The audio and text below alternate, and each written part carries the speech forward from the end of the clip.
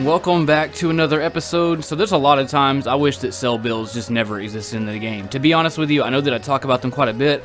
I just really don't like them that much, but I know how fast they are, and I know when it's crunch time, I want to be fast and efficient, so I choose that obviously, but today's build doesn't involve cells. It's just a straight up old school Rustopholis build.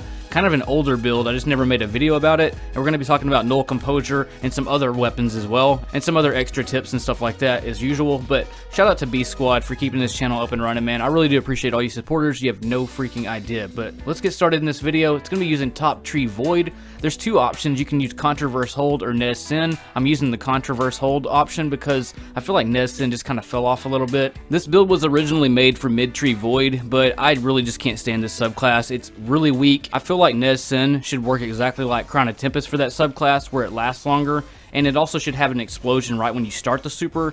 But anyways, if you're playing Patrol, go for it. It's a great mid-tree super there. But let's talk about Reservoir Burst and Null Composure. So one thing about Null Composure that just needs to be stated is it tops out at adept level, maybe legendary, but when you get to legendary, you're going to start wasting a lot more shots than you would have needed to, basically, if you just chose a stronger fusion rifle. We'll talk about another fusion rifle later that's void, but let's talk about Reservoir Burst mixed with Feeding Frenzy. These are the two combinations that I recommend because you don't really need heating up when you put an Icarus grip on your weapon. One thing that needs to be understood about Reservoir Burst is it's not going to be good for every strike activity that you're doing. You have to kind of tailor this weapon to a specific type of strike, such as Insight Terminus, which luckily was this week's Nightfall, and I'll be talking about it later and why it pairs really well with that Nightfall because of the add layout, which I've talked about before in the past.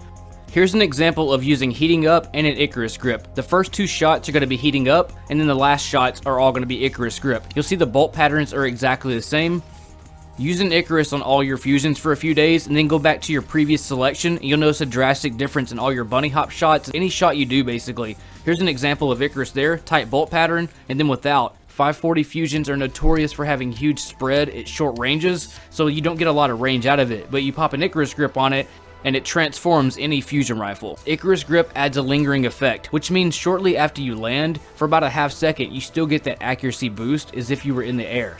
This way you don't have to wait to get a kill to proc heating up. All your introductory shots when you enter locations are going to be straight on point. You can be in any kind of scenario and you don't have to have any perk proc to get it to be accurate, and it's still more accurate than having heating up when you're in the air and that lingering effect. But the only downside of it being a 540 and it topping out at adept is the range on it. So you're going to have situations where you're a little bit too far away and the enemy's going to have like a millimeter of health left, so know your ranges. When I first got this fusion rifle, I looked at Feeding Frenzy and High Impact Reserves, and that was going to be my go-to, honestly. But then as I kept playing with it, I kept realizing this is just a fun type weapon that Bungie introduced just for maybe introductory to fusion rifles, I don't know. But having High Impact Reserves is going to make it play more comfortably if you're doing like, Legend and Masters. I'll go over different options for that here in a little bit when it comes to Legendary Void Fusions. Let's talk about the build now, and I'll go over every detail. It's a really simple build, but a highly effective one at that. So let's get started. The most important part of this build is going to be your stats, making sure you're at 7 up mobility and 7 up recovery. Originally this build was at 8 recovery and 9 discipline, but doing the 10 discipline really does pay off, and I'll show you situations later of why I chose the stats the way that they are. I didn't focus on my melee that much because it's a short range build. You're not going to be in very many melee situations, even if you're using your melee as the unstoppable, which I do on this build, but that's just a backup plan in case somebody misses their shot, or if I'm in a situation alone with a champion, I want to make sure that I have at least 2 champions covered. The build you're seeing is going to be for master and up situations, so I'm using protective light, but if I'm doing legend and down, I'm going to replace protective light with another firepower, so it's going to be 3 firepower total. Now moving on to the Contraverse hold gauntlets, I'm using fastball to make more precise grenade tosses because doing the charge up grenade can sometimes be more of a lob, and with this build specifically, I like to have those line drive grenades. Since I'm doing mainly legendary and down, I'm using an auto rifle, so use your preferred anti-barrier weapon, and then I'm also going to be using stacks on stacks because every time I get charged with light, it's ×2, and I'm going to get that ×3 firepower grenade energy back to make sure Contraverse never has a gap. For my charge with light perk, I'm going to be using quick charge, which is going to be happening all the time with any fusion rifle really. Tailor the resist mods depending on what nightfall you're going to be doing. If I'm doing Insight Terminus, I usually use 1 melee resist and 1 concussive, or 1 melee and 1 sniper damage resist. For my leg piece, I'm still using the artifact perks, the 2 rocket scavengers. I'm probably going to be using that until the season ends. Rockets to me are very important for the way that I like to play. I can always heal myself with Unrelenting or just smash mass groups of ads really quickly when I need it. Now moving on to the bond, I'm using the unstoppable melee, I'm using my final firepower making it 3, and also using special finisher to stay stacked with special ammo.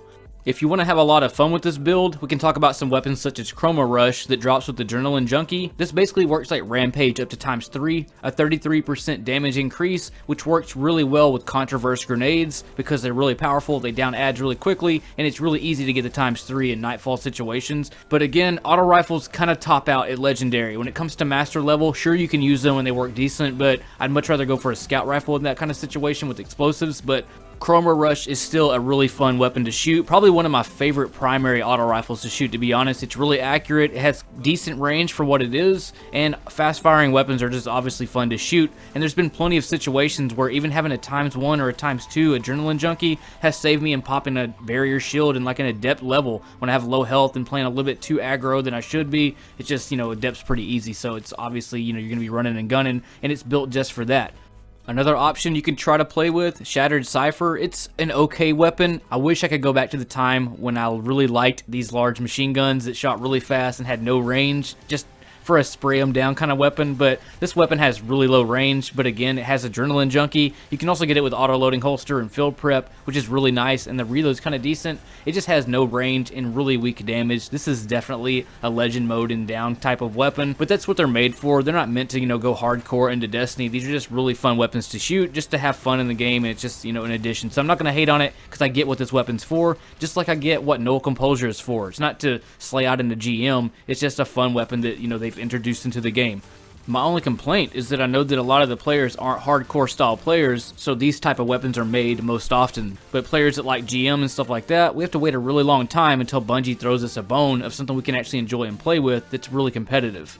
Now let's move into some gameplay with Null Composure, and I'll show you how you can carve your way through the Insight Terminus and really just slay out with this gun.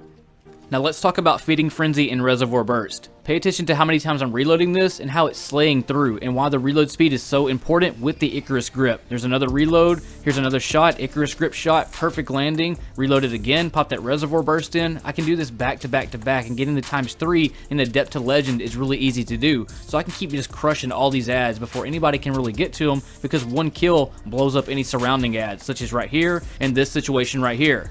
Now I'm going to pop around, hit a rocket, bust them all down. These are rocket situations basically. Again, blow them up with the Reservoir Burst. Watch the firepower ×3 right here. Gives me half my grenade back, but I'm playing this when I was testing a tier 9 grenade, and I noticed that these situations happen most often where I don't have my grenade all the way back yet. Even at a ×3 firepower, I'm still getting held back slightly. I'm going to show you comparisons in both in just a minute, but check out this mobility as I just carve my way up the mountain seamlessly, and just all the way from the start of the strike to that location. You can see that all that was needed was Feeding Frenzy, Reservoir Burst, and that Icarus grip. So again, that's why I don't recommend heating up. Now I'm going to show you some situations that I had with it versus the tier 9 and the tier 10 grenade. Here's the tier 9 grenade, and it seems like every time, almost every run that I did, when these ads would pile out of the doorway, I would never get my grenade back. But I'm not saying that tier 9 wasn't effective, because I did get my grenade back quite a bit. If you can't afford tier 10, then definitely go for tier 9. I'm not saying that it never works out, but you're going to have a lot of these situations where you're just like a millimeter away from your grenade being charged, and you have a little bit of a pause time. When you're doing bigger type of targets like champions and stuff like that, most of the time you'll get your grenade back if it burns longer on targets. Like if it sits there and burns the entire way through, Contraverse will more than likely give your grenade back. But there are situations, even at a tier 9, that you'll have those situations, such as right here, and it's burning all these ads, and I still won't get all of my grenade back. But again, I just want to repeat, tier 9 and tier 10 is almost identical, but you're going to see a lot more of these type of situations with tier 9 than you ever will with tier 10. So if you want to perfect this build, go with the tier 10, and that's how you can make Contraverse almost flawless. Here's an example of tier 10 right here, now that I've swapped, and you can see immediately I get the grenade right back. Here's another situation with grenades automatically back, and I'll show you another situation right here. It just makes the build much more reliable. I'm not going to say that it's 100% of the time, but I would say 97% of the time, when tier 9's about 90% of the time. So it's not much difference, but you do notice it in situations where you wish you would have had it. I'm just going to let this play out for a second so you can see Icarus Grip and Feeding Frenzy, Reservoir Burst, and then the Grenade Recharge, and just kind of the build, how it plays in action basically. This is just the Adept version, which is where Null's comfort zone is. It really does kind of push it when you get to Legend, but it still works, just not nearly as well. You're not going to be carving through areas nearly as fast. You probably need a different type of fusion rifle, which I'm going to talk about right after this segment. But if you're doing Master or Grandmaster, you might want to swap out the third firepower with the ×2. That way, if you ever need extra damage resistance, you can always hold charge the grenade with Contraverse, which gives you that 20% resistance, plus the 50% resistance from Protective Light, and both of those do stack. And having a ×2 firepower in a GM sense is still okay, because targets burn longer because they have more health, and that means that Contraverse is going to proc more grenade energy off that, which can alleviate you needing 3 firepower and can afford you having Protective Light for more resistance. Now let's talk about another fusion rifle if you're trying to do Master or GM and you need a legendary one. And this is the one I recommend that I hope you got, called Glaciocasm. If you get the Fill Prep and Demolitionist version with the enhanced battery, this really kind of takes it up a notch, and it can afford you the tier 9, because if you don't get that grenade back, you just got to get 1 kill and your grenade is automatically back, as you see right here. Put an Icarus Grip on it and it fixes everything wrong with any fusion rifle, as I've said before, and learn how to do these in the air sweep shots. They're really beneficial when you're on the move and you don't have time to stop and charge it, because it is an 860 fusion. I wish I had the accelerated coil version and the charge time masterwork to make it a 780, but unfortunately I didn't get it. But I'll show you some gameplay footage of it and just watch how fast I get my grenades back. Depending on what tier you're at, depends on how much recharge rate it gives, but it averages around 14 to 16 seconds off your grenade recharge per kill that you get. And fusions give you more grenade recharge with Demolitionist than any weapon in the game. All of the weapons give you 8 seconds. It does take a little bit of practice to get good with 860s because of their charge rate, and they can kind of feel a little bit heavy because they lack on the handling side, but again, that's why the Icarus Grip corrects a lot of that, because it keeps the bolt pattern as tight as possible. But learning how to boost around a map and using that mobility to boost, charge, and then shoot is really a trick in itself, and takes a little bit of practice but not much. And again, because of you having Fill Prep, you can do the crouch reload jump move, so it's like having outlaw reload speed all the time whenever you want it, or immediately if you just throw your grenade. But again, I talk about it all the time, don't forget about that unrelenting impulse amplifier, quick launch, and alloy casing rocket, which will keep you out of a lot of jams mixed with the entire build, which is just a staple piece this season for me and probably will be for a long time coming. You can see this shot here, point blank, right in their face. It damages me and then heals me right back. This is the most aggro rocket launcher in game right now. But that's pretty much all I have for you Guardians today. I'm going to be editing my next video right after this one, so stay tuned for it. But make sure you get that tier 10 grenade, that 7-up mobility or 7-up recovery. Don't sleep on your stats. I didn't want this to just be a Null Composure review. I can't stand just staying on one topic. I like to give you guys a lot of information per video, so I try to touch on a lot of different things related to the main topic. But if you have any questions or have another weapon you want me to review, leave it in the comments below. Or if you have a specific exotic you'd like me to build out for a specific event, and if you want to support the channel, I highly appreciate that. That really does help me out to take time out to create content for you bros, and I really appreciate it. So definitely share these videos to get word out to help grow the channel and grow this community, and join the Discord.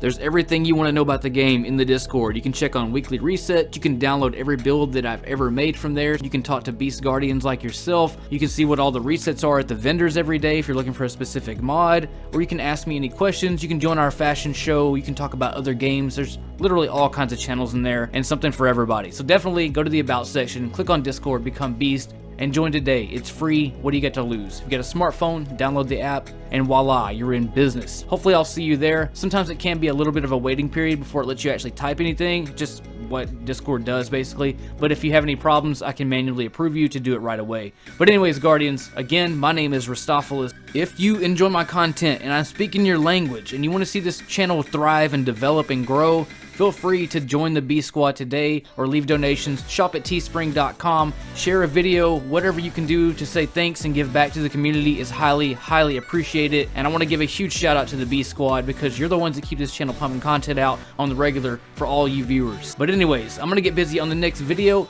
so I will see you all on the next video next time. In space.